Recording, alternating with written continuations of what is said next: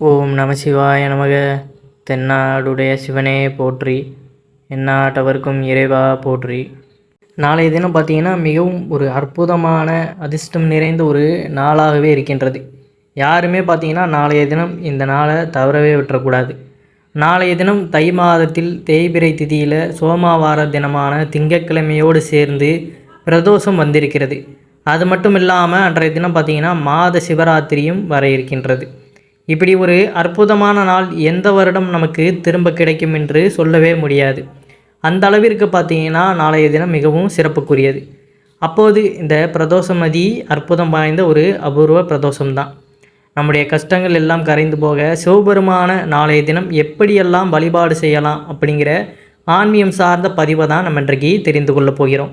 இந்த பதிவை முழுவதுமாக பாருங்கள்.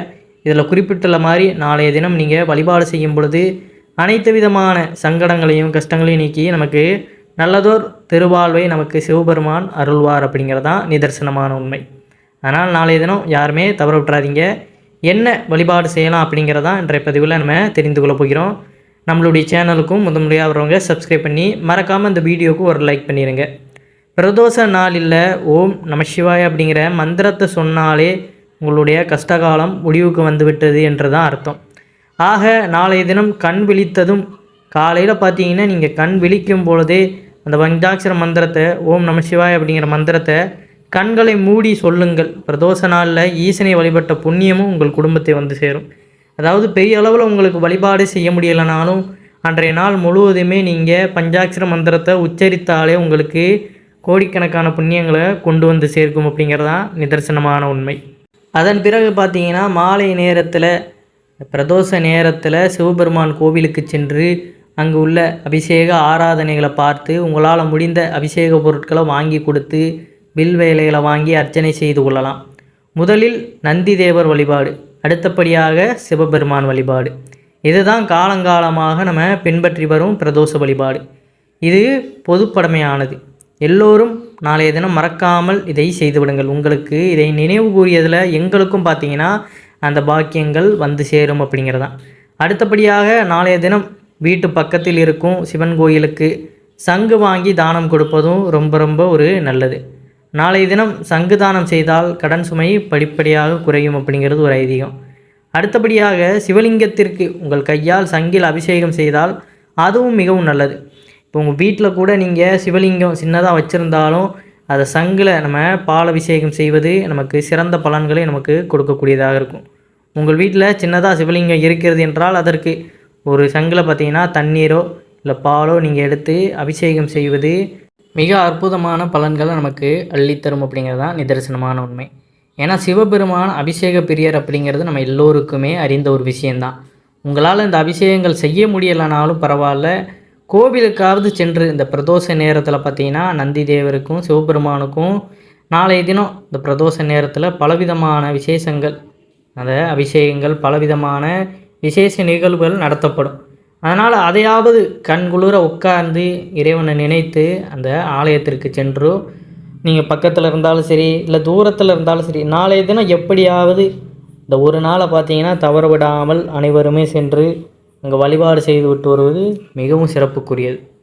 வீட்டில் நம்மளால் செய்ய முடியலனாலும் கோவிலுக்காவது போய் இந்த மாதிரியாக செய்வது சிறந்த பலன்களை நமக்கு பெற்றுத்தரக்கூடியதாக இருக்கும். அதனால் நாளைய தினம் கட்டாயம் பார்த்திங்கன்னா யாருமே தவற விட்டுறாதீங்க. குடும்பத்தில் பார்த்திங்கன்னா நமக்கு பல மடங்கு அந்த சந்தோஷங்கள் உயரும். மூன்றாவதாக செய்ய வேண்டிய விஷயம் பார்த்திங்கன்னா தானம். அதாவது சாமியெல்லாம் வழிபாடு செய்து விட்டதுக்கப்புறம் நம்ம அதற்கப்புறம் கோவிலில் விட்டு வெளியே வந்தாலும் சரி இல்லை வீட்டிலையே பார்த்திங்கன்னா பக்கத்தில் யாருக்காவது முடியாதவங்க இப்படிப்பட்டவங்களுக்கு பார்த்திங்கன்னா அன்னதானம் பசியோடு இருக்கும் 4 பேருக்கு உங்கள் கையால் நாளைய தினம் அந்த பிரதோஷ நாளில் அன்னதானம் செய்யுங்கள். இந்த 3இல் ஏதாவது ஒரு விஷயத்தை செய்தாலே உங்களுடைய கஷ்டங்களில் பாதி தீர்ந்து விடும் அப்படிங்கிறதான். மீதம் இருக்கும் கஷ்டத்தை போக்குவதற்கு அந்த ஈசன் நிச்சயமாக நல்ல வழியை காண்பித்து கொடுப்பார் அப்படிங்கிறது. அடுத்தபடியாக பிரதோஷ நாளன்று இரவு தூங்க செல்வதற்கு முன்பு உங்களுடைய கையில் 3 மிளகு எடுத்துக்கோங்க. மிளகு தாந்திரிக பரிகாரத்திற்கு கடன் தீர்ப்பதுக்கு பார்த்திங்கன்னா இது ஒரு சிறந்த பரிகாரமாக சொல்லப்பட்டுள்ளது. நாளை இரவு பார்த்திங்கன்னா எல்லா வழிபாடும் செய்து முடித்துவிட்டு இரவு தூங்க செல்வதற்கு முன்பாக கிழக்கு பார்த்தவாறு நின்று கொள்ளுங்கள். 3 மிளகை கையில் எடுத்துக்கொண்டு சிவாய சிவாய சிவாய நம ஓம் அப்படின்று 3 முறை பார்த்தீங்கன்னா இந்த மந்திரத்தை உச்சரித்து விட்டு அந்த மிளகை எரிகின்ற நெருப்பில் போட்டு விடுங்கள். சின்ன அகல் விளக்கு ஒரு கற்பூரத்தை கொளுத்தி அதில் அந்த மிளகை போட்டாலும் போதுமானது தான். அந்த மிளகு பார்த்தீங்கன்னா நெருப்பில் வெடித்து சிதறுவது போல் உங்கள் கடன் சுமையும் வெடித்து சிதறிவிடும். அந்த கற்பூரம் எரிந்து முடியும் வரை பார்த்தீங்கன்னா சிவாய சிவாய சிவாய நம ஓம் அப்படிங்கிற அந்த மந்திரத்தையும் மனதிற்குள்ளே சொல்லிக்கொண்டே இருங்கள். கடன் சுமை குறைய வேண்டும் என்ற ஈசனையை பிரார்த்தனை செய்து கொண்டு, இறைவா எப்படியாவது இந்த பிரச்சனைகள் எல்லாமே நமக்கு அகன்று விட வேணும் அப்படின்னு முழு நம்பிக்கையோட நாளைய தினம் பிரதோஷ நேரத்தில் எல்லாம் முடிஞ்சதுக்கப்புறம் இரவில் தூங்க செல்வதற்கு முன்பாக கட்டாயம் இதையும் செய்துவிட்டு போங்க. கற்பூரம் எரிந்த அந்த சாம்பலை எடுத்து வீட்டிற்கு வெளியே கொட்டிவிட்டு கைகால் முகம் கழிவு கொண்டு தூங்கச் செல்லுங்கள். நிம்மதியான தூக்கமும் வரும்.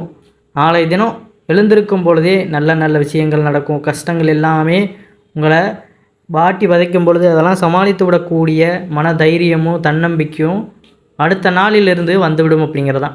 அதற்கப்புறம் கொஞ்ச நாள்லேயே அந்த எல்லா பிரச்சனைகளையும் சமாளித்து கூடிய சீக்கிரமே நல்ல முன்னேற்றத்தோடு வாழ்வீர்கள் அப்படிங்கிறது தான் நிதர்சனமான உண்மை. அதே போல் பார்த்தீங்கன்னா இன்னொரு விஷயம், நமக்கு ஒரு பிரச்சனை ஏற்படுகிறது என்றால் அதில் முழுக்க முழுக்க நம்முடைய மனதின் பங்கு தான் அதிகமாகவே இருக்கும். மனம் போன போக்கில் நாம் போனோம் என்றால் கண்டிப்பான முறையில் நம்முடைய வாழ்க்கையில் நம்மால் ஜெயிக்க முடியாது என்று கூட சொல்லலாம். எந்த ஒரு முடிவையும் தெளிவாக எடுத்தால்தான் நம்மால் வெற்றி பெற முடியும். அந்த முடிவை தெளிவாக எடுப்பதற்கு மனம் மிகவும் முக்கியமான ஒன்றாக திகழ்கிறது. அப்படிப்பட்ட மனதை செம்மையாக்கி நல்ல தீர்மான முடிவை எடுத்து வாழ்க்கையில் வெற்றி பெற வேண்டும் என்றால் சந்திர பகவானின் அருள் கண்டிப்பாக நமக்கு வேண்டும். அந்த சந்திர பகவானுக்குரிய திங்கட்கிழமை என்று பிரதோஷ நாளில் நம்ம சிவபெருமான வழிபாடு செய்தோம் என்றால் மனக்கஷ்டங்களும் மனக்கசப்புகளும் நீங்கி மனமானது செம்மையாகி தெளிவான முடிவை எடுக்கக்கூடிய நல்ல அந்த மனப்பக்குவமானது நமக்கு ஏற்பட்டுவிடும். அந்த மனக்கசப்புகள் நீங்கி மனதானது நமக்கு அலைவாய விடாமல் அந்த கான்சன்ட்ரேட்டோடு நம்ம செய்யும் பொழுது எல்லா விஷயமும் நமக்கு கண்டிப்பாக நல்லபடியாக தான் முடியும். ஏன்னா அந்த மனமானது சில நேரங்களில் நமக்கு தவறாக சில சிந்தனைகளை பார்த்திங்கன்னா தூண்டிவிடும். அப்போ அதில் அடிபணியாமல் எது தவறு எது சரி அப்படின்ட்டு நம்ம மனதிற்கு ஏற்ப அதை செயல்படும் பொழுது, அதாவது நமக்கும் சில விஷயங்கள் தெரியும். இந்த மனது பார்த்திங்கன்னா எதை பார்த்தாலும் ஆசைப்படக்கூடிய ஒரு விஷயம். அதில் எது நமக்கு கிடைக்கும் கிடைக்காது அப்படிங்கிறத அறிந்து தான் அதை ஆசைப்படணும். இல்லைனா தேவையில்லாமல் அந்த மன வருத்தத்துக்குள்ளே நம்ம ஆளாகி விடுவோம். அப்போ அந்த ஒரு தெளிவு நமக்கு வேண்டுமென்றால் நாளைய தினம் பார்த்திங்கன்னா இந்த வழிபாடு செய்வதை நம்ம தவறவிடக்கூடாது. இந்த சோமவாரம் பிரதோஷம் என்பது ஜனவரி மாதம் நாளைய தினம் பார்த்திங்கன்னா 27ஆம் தேதி வருகிறது. அன்று காலையிலே எழுந்து சுத்தபத்தமாக குளித்து முடித்துவிட்டு காலை 6 மணியிலிருந்து 7 மணிக்குள்ளே வரக்கூடிய சந்திரஹோரையில் இந்த வழிபாட்டை நீங்கள் செய்யலாம். அல்லது மாலையில் 4:30 மணியிலிருந்து 6 மணிக்குள்ளே வரக்கூடிய பிரதோஷ நேரத்துலையுமே இந்த வழிபாட்டை செய்யலாம். அன்றைய தினத்தில் காலையிலும் மதியத்திலும் எந்த உணவையும் பார்த்திங்கன்னா எடுத்துக்கொள்ளாமல் பிரதோஷ நேரம் முடிந்த பிறகு எளிமையான உணவை எடுத்துக்கொள்வது சிறப்பு. இந்த வழிபாட்டை செய்வதற்கு நமக்கு 6 நெல்லிக்காய் வேண்டும். அதை சரிக்கு சமமாக நறுக்கி அதன் விதை பகுதியை மட்டும் பார்த்திங்கன்னா நீக்கிவிட்டு 12 நெல்லிக்காய்களாக மாற்றி அதில் நெய் ஊற்றி பஞ்சுத்திரி போட்டு தயார் செய்து வைத்துக்கொள்ளுங்கள். ஒரு தாம்பலத்தட்டை எடுத்து இந்த 12 தீபங்களையும் அந்த தாம்பலத்தட்டை சுற்றி வைத்து கொள்ளுங்கள். அதற்கு நடுவே பார்த்திங்கன்னா சந்திர பகவானுக்குரிய பச்சரிசியை வைத்து கொள்ளுங்கள். அல்லது பச்சரிசியால் செய்யப்பட்ட இனிப்பு ஏதோ ஒரு நெய்வேத்தியம் அதாவது அந்த மாதிரி சம்மந்தப்பட்ட விஷயங்கள் நீங்கள் செய்தாலும் அதையும் பார்த்திங்கன்னா வைத்து கொள்ளுங்கள். இப்போது பார்த்திங்கன்னா தீபம் ஏற்றி வைத்து அந்த தீபத்தை பார்த்தவாறு உங்களுடைய மன கஷ்டம் என்னென்ன இருக்கிறதோ அவை அனைத்தையுமே கூற வேண்டும். இவ்வாறு கூறி முடித்துவிட்டு இந்த தீபத்தை எடுத்து சிவபெருமானுக்கு ஆராத்தி காட்ட வேண்டும். சிவபெருமான் முன்பாக வைத்து விட வேண்டும், அவ்வளோதான். பிறகு சிவபெருமானுக்குரிய இந்த ஒரு மந்திரத்தையும் 108 முறை கூற வேண்டும். பிறகு சிவபுராணத்தை ஒரு முறை முழுமையாக நிறுத்தி நிதானத்துடன் படிக்க வேண்டும். பணம் தொடர்பான கஷ்டங்களால் தவித்து கொண்டிருப்பவர்கள் இந்த மந்திரத்தை 108 முறை கூறும் பொழுது கைகளில் 11 ரூபாய் வைத்து கொண்டு கூற வேண்டும். பண கஷ்டம் தீர்ந்த பிறகு இந்த 11 ரூபாயை திருவண்ணாமலைக்கு வந்து காணிக்கையாக செலுத்துகிறேன் என்று வேண்டிக் கொள்ள வேண்டும். பிறகு கற்பூர தீபதூப ஆராதனை காட்டி வழிபாட்டை நிறைவு செய்துவிட வேண்டும். அந்த மந்திரம் பார்த்திங்கன்னா ஓம் நம சிவாய நம சிவாய சிவசிவ ஓம். எளிமையான மந்திரம் தான். ஃபஸ்ட்டு பார்த்திங்கன்னா ஒரு விஷயம் நம்ம நாளைய தினம் பரிகாரம் ஒன்று பார்த்தோம். அதற்கப்புறம் இப்போ நெல்லிக்காயை வைத்து தீபம் ஏற்றுறது பார்த்தோம். எது உங்களால் முடியுமோ அதை செய்யுங்க. ஏன்னா எல்லாமே பார்த்திங்கன்னா நமக்கு பலன்கள் தரக்கூடியது தான்.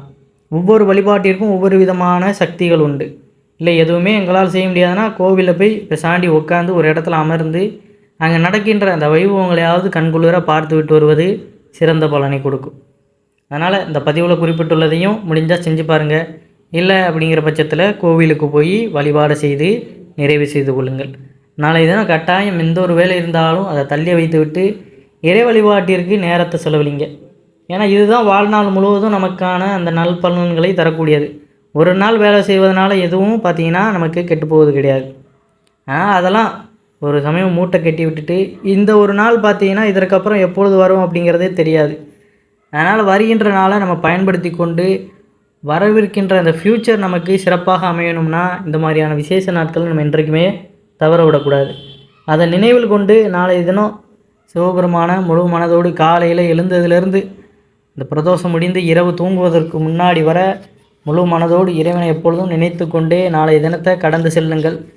அதற்கடுத்த நாள் முழுவதுமே நமக்கு நல்லபடியான நாளாக அமையும் அப்படிங்கிறதுல எந்த ஒரு சந்தேகமும் கிடையாது.